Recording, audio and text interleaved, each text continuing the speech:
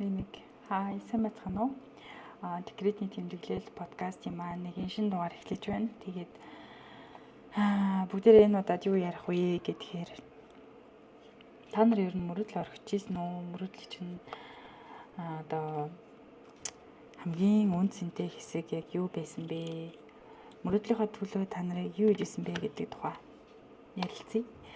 Тэгээд юуны өмнө өөрөөсөө эхлэе гэж бодож байна. Тэгээд жоохон бахаас эхлүүлээд мөрөөдөл гэдэг нь болохоор миний хувьд ингээд надад байхгүй тэр зүйлсийг би ингээд мөрөөдөл гэж нэрлэдэг байсан. Тэгээд надад байхгүй тэр амьдрал, надад байхгүй тэр зүйлсийг би ингээд өөртөө бий болгохыг хүсдэг. Тэр хүслүүдийг би мөрөөдөл гэж нэрлэжсэн. Тэгээд би багасаа маш их тэмдэглэл хөтэлдэг байсан байхгүй юу. Тэгээд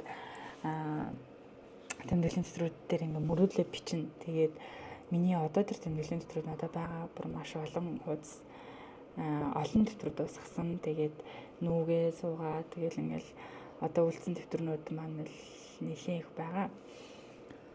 Тэгээд тэднийг ингээд харахаар ер нь их мөрөөдөлтөө би хүрч исэн байгаа байхгүй юу.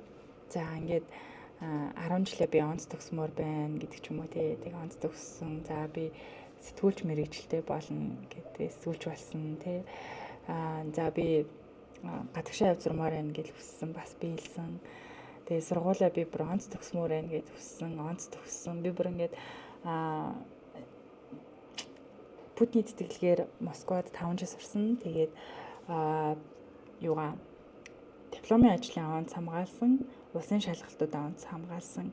Тэгээд тэрүүгээр би маш их бахархдаг. Тэгээ яа тэгэхээр Орос бол миний хувьд онгон хял бол биш. Одоо надтай хамт бол ингээд Орос 3-аас ч юм уу эсвэл Орос 14-өөс Плехановыг нэрмжит сургуулиудаас ингээд яг онгон Орос хэлтэй хүүхдүүд очиж ийсэн.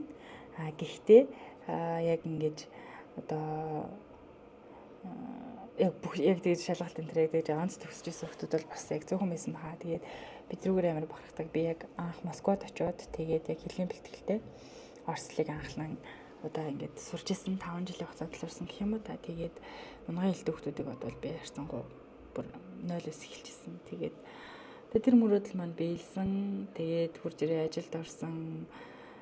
Миний бүр амар том бүр ингээд нууц мөрөөдлийг хэлгөө тэрний юу гэхээр би багасаа камертай хамтлыг амар шүтдэгсэн байхгүй юу. Тэгээд бүр бүх ингээд зураг мургнуудын цуглуулдаг дууныхаа өгнүүдийг ингээд бичдэг юм байсан. Тэгж яагаад амар инээдтэй төгсөж хурж ирээд би одоо чин болдын би продакшны channel 11 сэтгүүлчээр орж исэн. Тэгээд энэ бол бас яг миний яг том мөрөөдлүүдийн нэг маань биелжсэн тохиолдол байсан. За тэгээд ажилд орсон. Тэгээд бас нэг мөрөөдөл маань амар гоё гэр бүл бүтээхийг би хүсэж исэн. Тэгээд тэр маань бас биелсэн. Одоо би 3 хүүхэдтэй нөхөртөг амьдардаг. Тэгээд эхлээд хүүтэй олцоод хүн бас амар давруу юм билээ шүү дээ. Тэгээд охинтой болох юмсан гэж нууц мөрөөддөг байсан. Гэхдээ яг хүүхэдтэй болох юм бол охин ч хүү ч одоо надад хамаагүй. Би одоо бурхны яваасан тэр бэлгийг л хүлээж авах бэлэн байна гэж бодож исэн. Тэгсэн чинь хүүхдийнхаа хүүсийг хоёр дахь хүүхдийнхаа хүүсийг үзүүлэхдээ яаж нөхөр бүтэр хоёлаа л хүү гэж бодож исэн. Яа тэгэхээр нөө ойрхон төрж байгаа учраас 3 жилийн дотор төрж байгаа болохоор хүүс нь тэгж амархан одоо өөрчлөгдөхгүй байх. Хүүгээ өмнө хүү төрсөн ч одоос хүү байх л гэж бодож исэн. Тэгсэн чинь охин гэсэн чинь ингээл бүр асгараал уйлал яваад гисэн. Яагаад чи би яг миний чин сэтгэлээсээ хүсчихсэн тэр мөрөөдөл маань биелжсэн тэр яг мөч юм шиг надад санагдсан. Тэгээд үнэхээр талархчихсан. За тэгээд дараагийнхаа хүүхдүүдээр бас за одоо ингээ хүү охинтой олчлоо. Одоо тэр хүүс хамаагүй гэсэн би дотроо за хүү байгаасаа гэж яг бодож исэн. Тэгсэн чи бас хүүс тэгээд яг ингээд миний нэг тийм юм хөрхөн юм нуцгаан мөрөөдлүүд идэв шүү дээ. За ханцуун дотроо шивнэ гэдэг шигтэй. Тэгжээс хүсчихсэн мөрөөдлүүд маань ингээд биелжсэнд би маш их баярлалтай. Тэгээд мэдээж ингээл би тэр мөрөөдлүүдээ би одоо ингээл тийм юмтай болмоор юм юмтай болмоор ингээл хүн болгонд жишээлбэл би одоо нэг охинтой олчулж гэх юм уу тэгж ярьж үзээгүй яа тэгэхээр хүүхдүүд гэдэг чинь тэгээд нэг тийм одоо стил нэг бурхнаас өгж байгаа маш том бэлэг учраас тэр бэлгийг одоо чамлах голох эрх бидэнд байхгүй учраас тий хамаагүй бас тэгж даварчлахгүй байх тий. За яг ингээд миний мөрөөдлөд бэлэж явж хаад одоо нэг мөрөөдөл маань биелэх гэж байна. Тэр мөрөөдлөө биелүүлэх тэр процессад би ингээд гоё юм баримтжуулъя гэж бодоод тэгээд одоо яг энэ бичлэгнүүдээрээ өөрийнхөө чанал дээрээ яг юм vlog маягаар ингээд оруулаад явъя гэж бодож байна. Миний мөрөөдөл хэрхэн биелж байгаа процессыг хамтдаа үздэцгээе гэж хэлье. Тэгээд түрүү нэг хальт хэлсэн та бүхэн хэрвээ санаж байгаа бол миний одоо бүр багын маань мөрөөд сүүлч болох байсан гэд тэ. Тэгээ би сүүлч мэрэгчлэрээ сурсан, ажилласан. Тэгээ одоогоор хүүхдүүдэд хараад гэртээ декреттэй за нэг 7-8 жил болчлоо. Гэхдээ энэ хугацаанд бол яг ажлууд төслүүд дээр орж ирлэх боломжтой тэр ажлууд дээр бол ажиллаж исэн.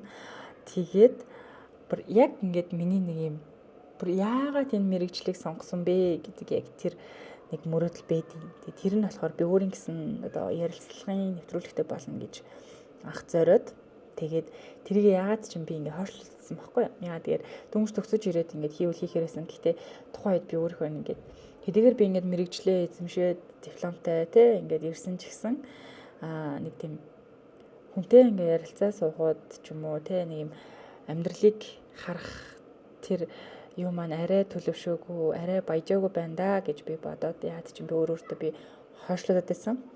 Тэгээ одоо ингээд би 35 6 хүрчлээ. Хэдийгээр би одоо бүх нэг мэднэ гэж хэлж чадахгүй ч гэсэн надад маш их мэдгүй зүйл байгаа. Гэхдээ мэддэг хүмүүстэй мэддэг сэдвээр нь ярилцах тэр одоо мөрөөдлөө би биелүүлэх гэж байгаа. Тэгээд энэ одоо яг миний энэ мөрөөдөл хэрхэн биелхийг надтай хамтдаа байж та нар маань үзэх боломжтой болж байна. Тэгээд би бас энийг яг хүмүүст зориулсан гэхээс илүү би хүүхдүүдтэй бас зориулж байгаа. Хүн мөрөөдөлтөө тэгээд мөрөөдлийнхээ төлөө яг яаж явах ёстой юм бэ гэдгийг би өөрийнхөө биеэр үлгэрлж одоо ээдэн нэг ингэжсэн шүү гэдгийг ингээд хадгалаад үлдээе гэдэг үүднээс яг энийг хийж байгаа. Тэгээд яг энэ санааг яаж анх төрсөн бэ гэхээр манай ээж маань цэцэрлэгийн багш. Тэгээд 35 6 жил яг улсын цэцэрлэгт багшлаад тэгээд тэтгэвртэй гараад 55 наснда тэтгэвртэй гараад тэгээ одоо тэтгэвртэй гарсныхаа дараа надад тэгж хэлдэг байхгүй юу. Гараад одоо бараг 2 жил болчиход ер нь ээжийнх нь мөрөөдөл дуучин болох байсан гэж хэлдэг. Тэгээ та яагаад болоогүй юм бэ гэдэгс чи тухайд анх нөгөө мэрэгжил сонгож байхад нь гэрийнх нь за тэгээд имэн болохоор за чиний ингээд чи манай ээж юм хөрхөн жижигэн бит юм битээдэг байхгүй юу. Тэгээд чи одоо юм жижигэн жоох хөвчөг бит юм чинь чиний өвгөнд одоо тэр том ангийнхан орохгүй цэцэрлэгийн багш бол тэгээд цэцэрлэгийн багш чинь ингээд жоох хүүхдүүдтэй ажиллана. Тэгээд дээрээс нь өдрийн хоол ундтай гэж хэлсэн байгаа. Тэгээ ээж минь хөрхөн амтан хэдийгээр ингээд дуучин болохыг хүсдэг байсан ч гэсэн за ядаж дуу хөгжмийн багш болох боломж байсан ч гэсэн гэрийнхнийхээ өвгөнд ороод ингээд цэцэрлэгийн багш гэдэг мэргэжлийг сонгоод явсан юм байлээ. Тэгээд бид хоёрыг өсгөж байхдаа бол хизээч ээж амнаасаа би бол дуучин болох байсан гэж юусэн хэлж үзээгүй. Яг л ингээл өглөө ажилдаа яваал орой ирэл тэгээд 35 6 жил ээж нэг ч өглөө ажиллаа тасалж үзээгүй. Тэгж явдаг байсан. Тэгээд тэрийг ингээ бодоод надад нэг тийм ээжийг амар хайрламар санагдчихсэн. Одоо ингээд хэрвээ би дургуй зүйл за яг ээж маань бол ажилдаа дургуй биш яг ингээд хүүхдүүдэд амар хайртай учраас ингээд ажиллаа чин сэтгэлээсээ хийдэг байсан. Гэхдээ хэрвээ ингээд би одоо жишээлбэл ингээд сүүлж болохыг хүсдэг байсан хэрнээ би одоо тоогооч ч юм уу аль эсвэл багш ч юм уу болчоод 35 6 жил өглөө болгон тэр ажлыг огт таслахгүйгээр тэгж явах чадах байсан уу гэж би өөрөөс асууд бичдэг байсан баха. Цаанаасаа л хүн нэг юм тэ дургуутчгүй гэдэг чинь нэг тийм мэдрэмж байдаг шүү дээ. Тэр байх байсан болов уу гэж би боддог.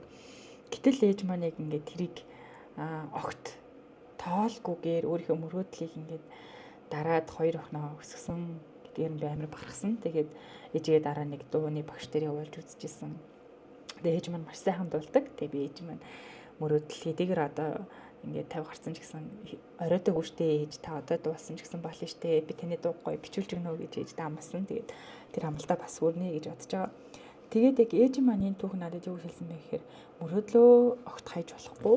Тэгээд дээрэс нь мөрөөдлөө бити мартаарай гэдгийг ээж маань надад яг өөрийн биеэр үлгэрсэн. Тэгээд ээжигээ бас мөрөөдлөө мартаагүйд нь би маш их баярлсан. Тийм учраас би бас өөрийнхөө мөрөөдлийг мартахгүй тул ажиллаа. Өөрийнхөө мөрөөдлийг биелүүлэхээр шийдээд энийг баримжуулахаар шийдсэн. Тэгээд яг ингээд өөрийнхөө юм хий гэхээр танаа нэг юм надад сонголт гарч ирдэг. Тэгээ сая бас гарч ирсэн. миний өмнө хийжсэн ажлаас надад холбогдоод тэгээд альбом тушаал амлаад чи ингээд хамт хийх үү гэдэг санал тавьсан. Тэгээд хэдийгээр ингээд альбом тушаал нь гоё ч гэсэн тий одоо ингээд бодонгод би одоо ингээд дунд нь насанд хүрсэн тий тэгээд карьерээ хөөхөд бол яг альбом тушаал гэдэг зүйл хэрэгтэй ч гэсэн миний нөгөө мөрөөдөл гэдэг зүйл маань байгаад байгаа учраас би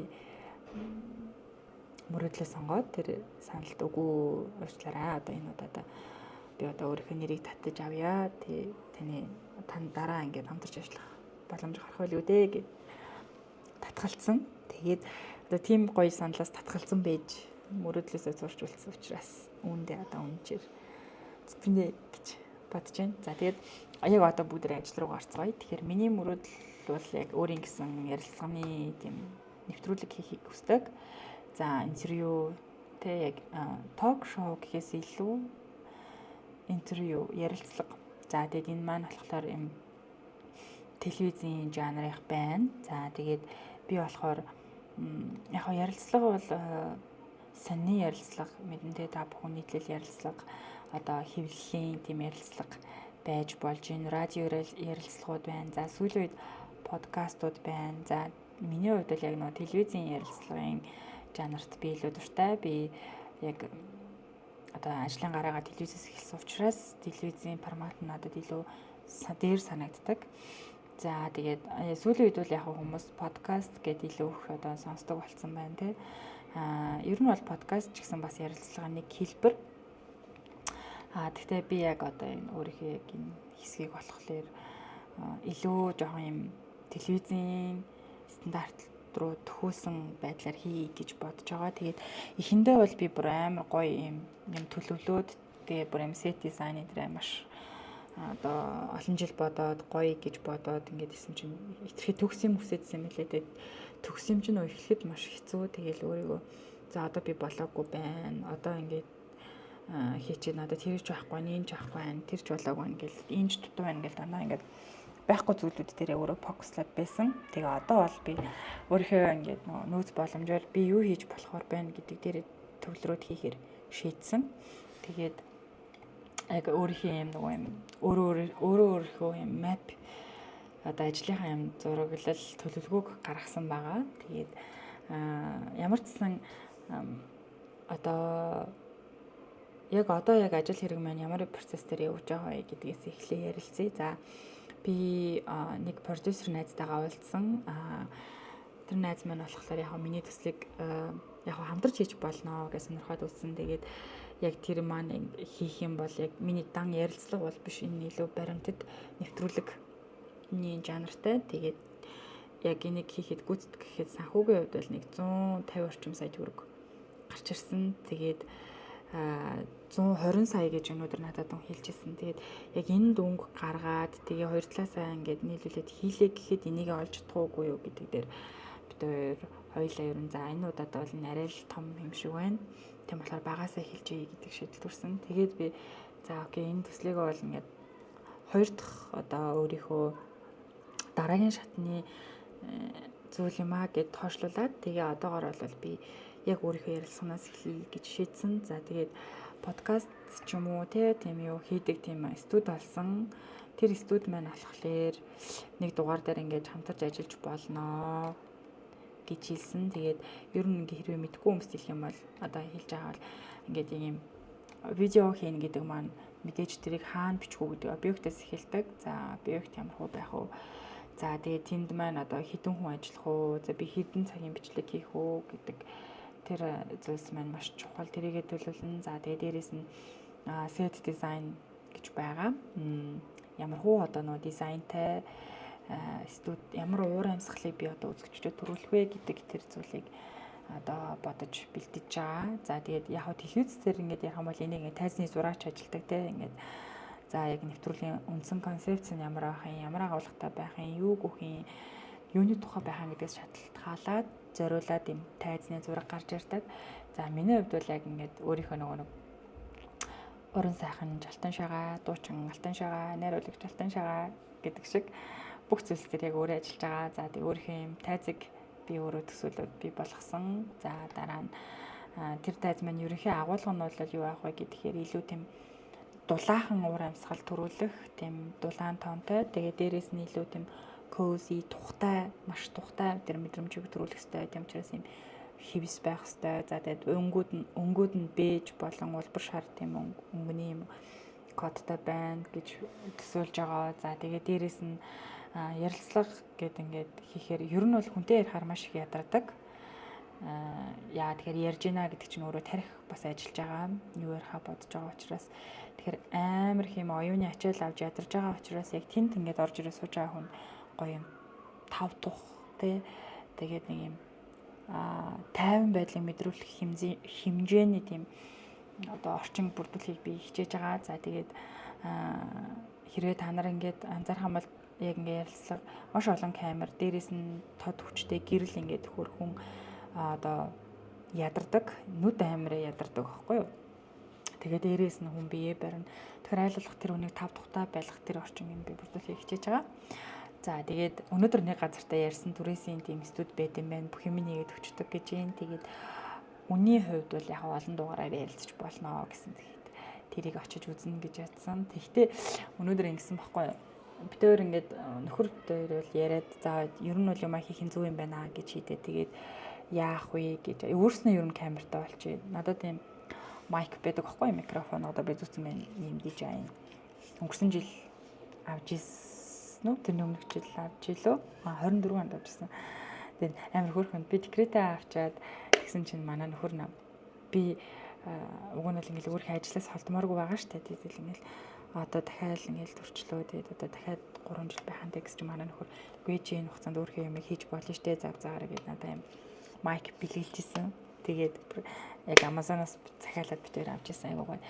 Тэгээд энэ маань байгаа. Тэгээд дээрээс нь би юм Osmo Pocket гээд Pocket дөрвгээд яг энэ жил одоо яг Монголд орж ирж байгаа тэр загварыг өнөөдөр авсан.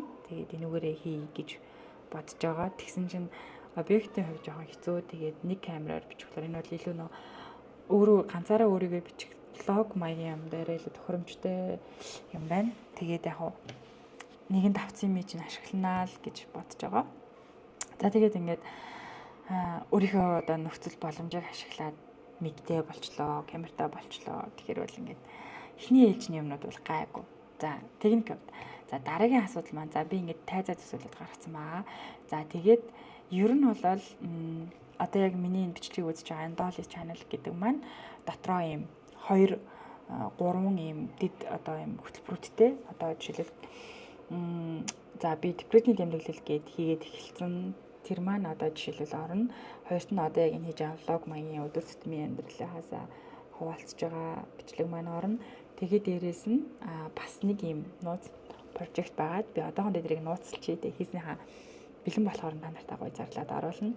Тэгээд декретнийхаа тэмдэглэл гэдэг дээр би илүү юу ярих вэ гэхээр одоо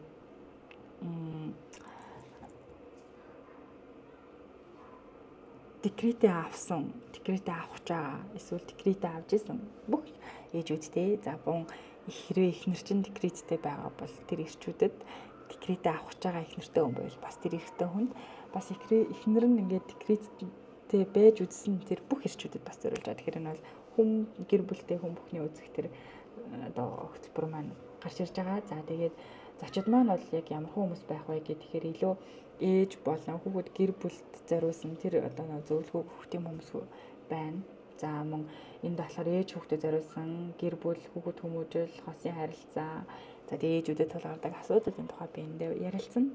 Тэгээд энэ подкаст маань болохоор YouTube болон Spotify, за тэгээд подкаст гэдэг албан ёсны бүх одоо платформудаар ороод явчихна. 7 хоногт нэг удаа гэж би төлөвлөж байгаа. Гэхдээ үнэхээр сайн чанартай зүйл хийх юм бол 2-7 хоногт нэг удаа ч юм уу байх болов гэж би бодож байна. Арай илүү чанартайгаа бодох юм бол яа тэр зураг авалт хийн, тэрийг эдитээ хийн те. Тэгээ би өөрөө редакторлж харна. Дижитал нэлийн чанартай зүйлс гаргахыг би хүсэж байна. Тийм учраас 2-7 хоногт нэг дугаар орж магадгүй. За тэгээд зочид маань болохоор одоо яг хүүхдийн сэтгэл зүйч, за тэгээд мөн эмэгтэйчүүдийн эмч, за мөн гэр бүл санхүүгийн төлөвлөлтийн зочин, мөн асархуйн хөдөлмөрийн талаар гэр бүлийн асархуйн хөдөлмөрийг яаж авч явах ёстой, энэ юу н одоо хинт хэрэгтэй, хин энийг хийх ёстой, яаж туслах юм, бид нар хэдэн цагийг яаж зарцуулдаг энэ бүх талаар, за мөн одоо яг энэ декретийнхаа үеийг гоё өнгөрүүлж байгаа энгийн ээжүүд те энэ оролцсон гэж бодож байгаа. Тэгээд ингээд яг хөө ээж хүүхдийн ч мөн гэр бүлийн ярилцлагуудыг харахаар их хөвчлэн надад нэг юм одууд амар ордоо шүү дээ. Ингээд би хүүхдээ ингэдэг, би тэгдэг гэдэг ч юм уу. Тэгэнгүүт би яг өмнө тийм форматтай нэвтрүүлэг хийжсэн. Хамгийн анхны маань Channel 11 дээр ээжүүдийн болзойг нэвтрүүлэг дан од ээжүүдийг оруулдаг гэсэн олонний танил тийм хүмүүсийг.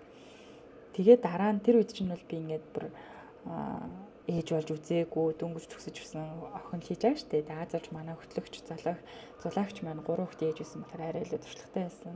Тийм учраас тэр нэвтрүүлгийг авч гарч ирчихсэн болов. Тэгээд дараа нь ээж басныхаа дараа би амар худлаа юм хийжсэн бэ гэж утсан. Ээж болгон тэр од ээжүүчиг тэгж гоё амьдэрдэггүй. Ээж болгон тийм боломж бас байхгүй. Тэгэл хүн болгон л нөө өөрийнхөө боломжоор өөрийнхөө өөртөө одоо оногцсон тэр нөхцөл байдалд тааруулж хүүхдээ өсгөж хүүхдээ авч явж байгаа учраас зарим ээжүүд бол тэгэл тэр амар од тийм мундаг бизнесмен тэр эмэгтэйчүүдийг хараад жоохон өөрийгөө голох үедээ гэж би бодсон. Тийм учраас яг энэ одоо өөрийнхөө хийж эхлэж байгаа декретийнхаа тэмдэглэл дээр илүү энгийн тэгтээ бас ээж нар мэддэг тийм урам зориг авдаг тийм ээжүүдийг оруулт юм уу гэж би бодсон. Тэгээд зочдын хувьд маань л юм байна. За тэгээд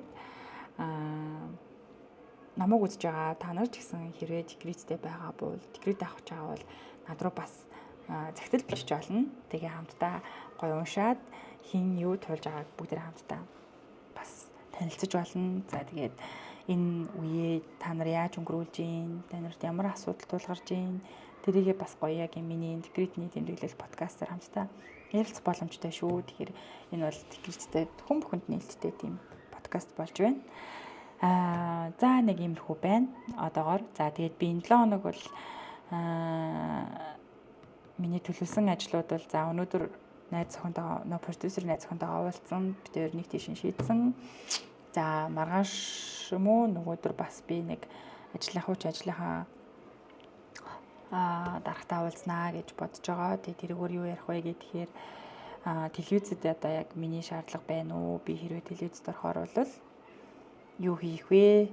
Хийв хийж болохоор байна тий. Тэр тухай би одоо бас ярилцъя гэж бодож байгаа. За дараа нь болохоор нөгөө нэг түрээслэх гээд байгаа студигаа очиж үзнэ. Ямар тоног төхөөрөмжтэй, ямар хөө студи байна гэдгийг өөрийнхөө нүдээр харна. Тэгэл ер нь 7 хоног болчих болоо гэж бодож байна. Бас чадвал сараагчтай бас уулзах хичээж байгаа. Дуучин Саран Туяагийн тоглолт нэрээ 6 сарын 6-нд төв цэнгэлт хүрээлэнд болох ч байгаа шүү. Тэг би сараагчин бүр улаан фэн бүр багасаа. Тэгээд ямар ч гэсэн яг энд нь гоё хэрвээ миний тусалж чадах юм байвал туслая гэж бодож байгаа. Тэгээд бас яг сараагчийн юунууд дээр бас хэд хэдэн санаа надад байгаа. Тэрийг хуваалцна гэж бодож байна. За нэг иймэрхүү тэгээд яг тэгээд яг нэг иймэрхүү юм хийхээр хамгийн одоо учирж байгаа саад нь бол нэрээ санхүүгийн л асуудал байт юм байна. Яг үндэ ингээд би одоо яг хүсэж байгаа шиг амар гоёор ингээд шууд эхлэх гингүүд маш их мөнгө орох чинь. Тэгээд яг үндэ намайг нэг олон хүн танихгүй штэ. Тэгэл надад итгээд ч юм уу хөрөнгө оруулалт одоо ингээд авах. Манай нөхрөөс өргөн алга. Тэгээд нөхөр маань намайг дэмжиж камер авч гисэн. Тэгээд энэ л маш том хөрөнгө оруулалт. Тэгээд энийг өөрөө ямар ч гэсэн эхэлж ийл гэж би бодож байна. Тэгээд сайн чанартай зүйлс хийхин тулд хичээн. Тэгээд бас мөнгө, цаг зав бүх юмаа гаргаж иж зэрэг сайн чанартай зүйлс гардаг гэж би итгэдэг.